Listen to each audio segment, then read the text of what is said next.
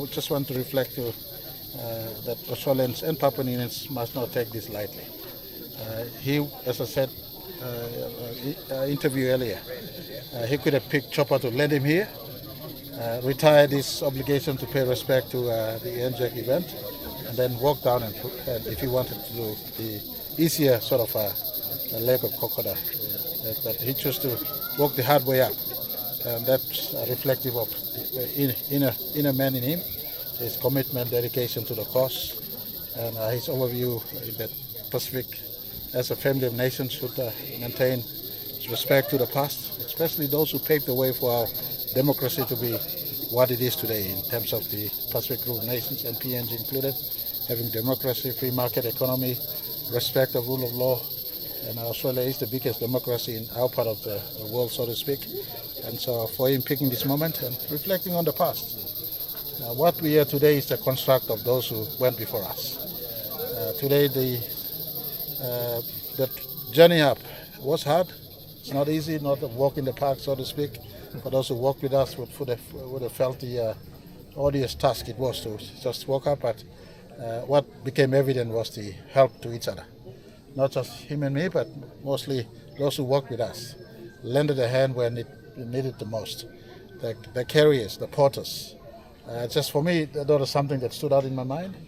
The porters were able to assist us all the way through, and I was just imagining what it was. Where a few weeks earlier they would have been strangers, but forced by the despicable act of war, they fought as friends, mates, carrying each other through the jungles. I mean, we walked the easier walk. I don't know. We'd already laid out a track, but they were carrying each other, carrying the wounded, walking through. So that paved the way for the democracies we have in our part of the world. Prime Minister, you're paying respect to the past, but also there's strong symbolism about the present and the desire not for war not to visit this region again and for there to be peace. That's the symbolism of you two gentlemen walking together today? Correct, and in our own small way, we are passing through the journey of time. As democracies, there's a sunset in my own career, there's a sunset in his own career. I wish you long in politics, but in any case, but what we're doing today symbolizes that we can't take the present for granted. We too must plant our own memories, the memories of democracy, respecting each other, caring for each other, carrying each other, working for each other, and walking side by side. I think that was what symbolized in this NJAC.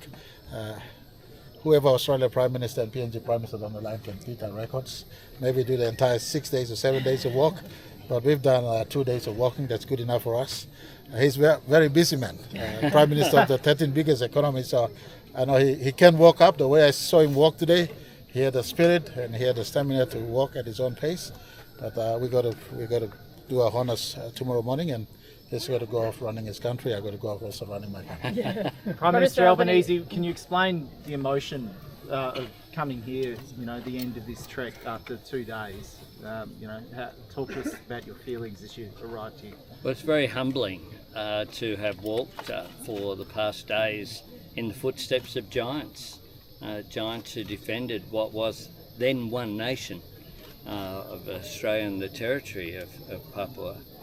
And now what we have done over the past couple of days is get just a small insight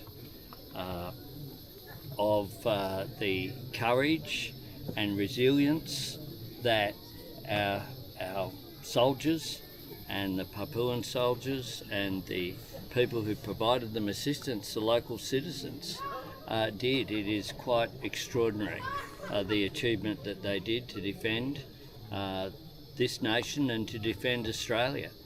It's a reminder of the decision of John Curtin to bring Australian troops back to our own region to defend our own land. That was a tough decision, but it was the right decision at that time, and it secured our future. But what the walk has also been about is us walking side by side, showing that we walk together today and into the future as well. We cooperate and have a great relationship as individual leaders, but our nations have a great relationship as well, and that was forged here on the battlefields during World War II. Do you think the next trip will be snorkeling and relaxing at a reef, maybe?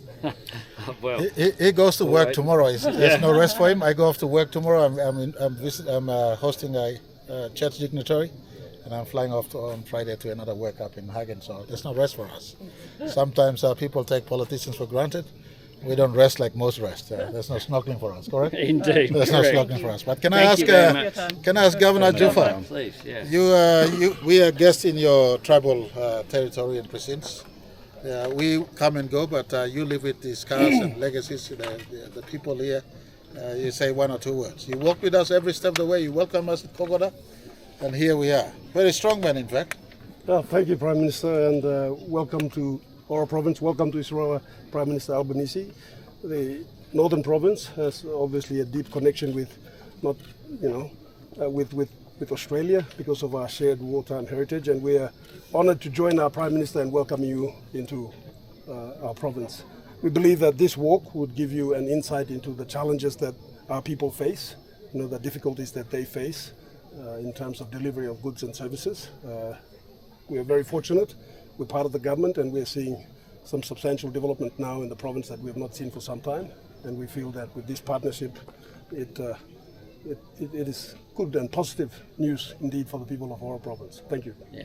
Could I just add a big thank you to the Governor and to your people here who provided us with extraordinary assistance. The porters, the people who prepared meals, the people who looked after us. Thank you. I will never forget, I've made a very good friend on this trip. Bella, who looked after me for the last couple of days. I certainly couldn't have done it without his assistance, and I'm sure the Australian delegation couldn't have done it without the assistance and support of the local community. So thank you.